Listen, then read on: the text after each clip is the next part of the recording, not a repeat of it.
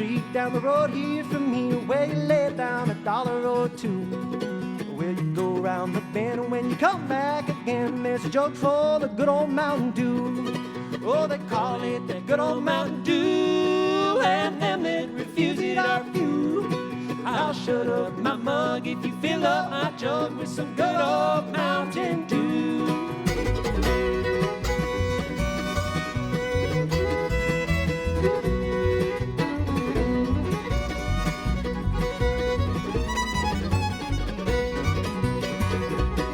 Now Malcolm Norwood, he's sawed off and short, he measures about 4'2", but he thinks he's a giant when you give him a pint of that good old Mountain Dew. Oh, they call it that good old Mountain Dew, and them that refuse it are few.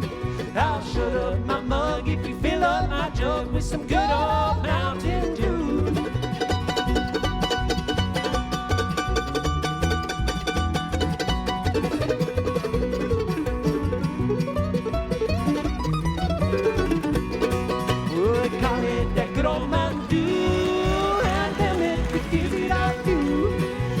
Shut up my mug if you fill up my jug with some good old Mountain Dew.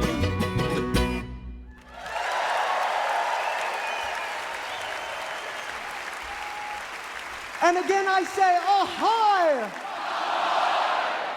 From Durham, North Carolina. How is this the first time we've done this show in the great state of North Carolina? Where myriad American classics such as Good Old Mountain Dew have been written / excavated / expanded upon by people like Scotty Wiseman and Bascom Lamar Lunsford, who sounds like he wrote that song, doesn't he?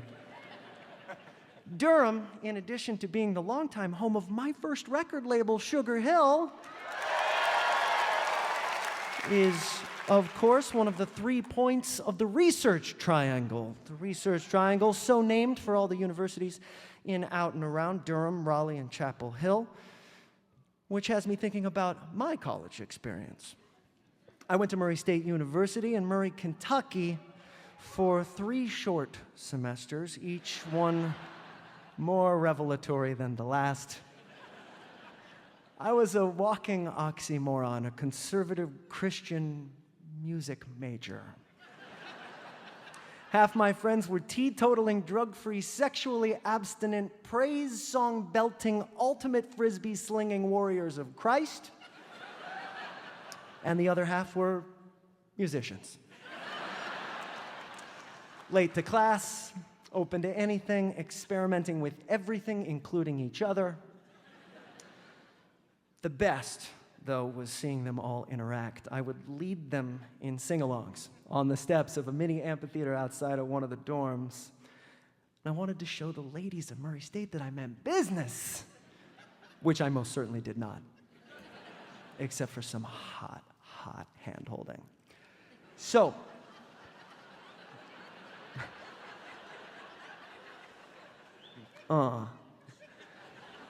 I eschewed the mandolin in favor of the one true instrument of collegiate courtship, the acoustic guitar. Ah, yes. Listen closely, and you'll hear the mating call of the Murray State freshman music major circa 1998. Would that be the Counting Crows? Step out the front door like a ghost into a fog when no one notices the contrast of white on white.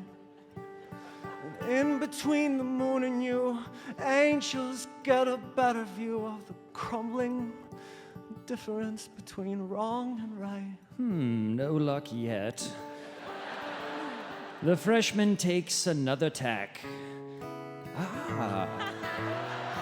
Dave Matthews, a reliable college mating technique. You've got your bottle, you've got your chain tied to me, tight, me up again. Surprisingly, the Murray State females aren't into lyrics about bondage.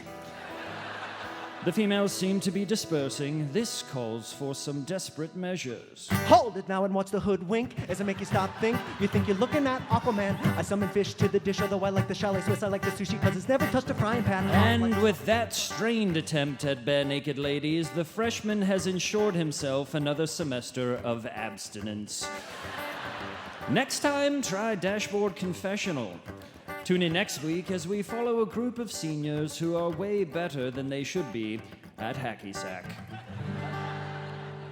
You know, there was one song that everyone sang along to every time, and that led to some serious hand-holding.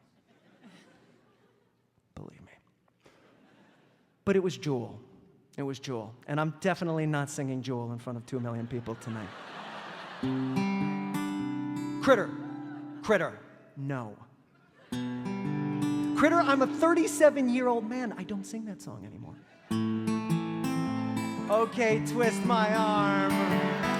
Dreams last for so long, even after you're gone. They won't be virgins for long. I know you love me, and soon I know you will see.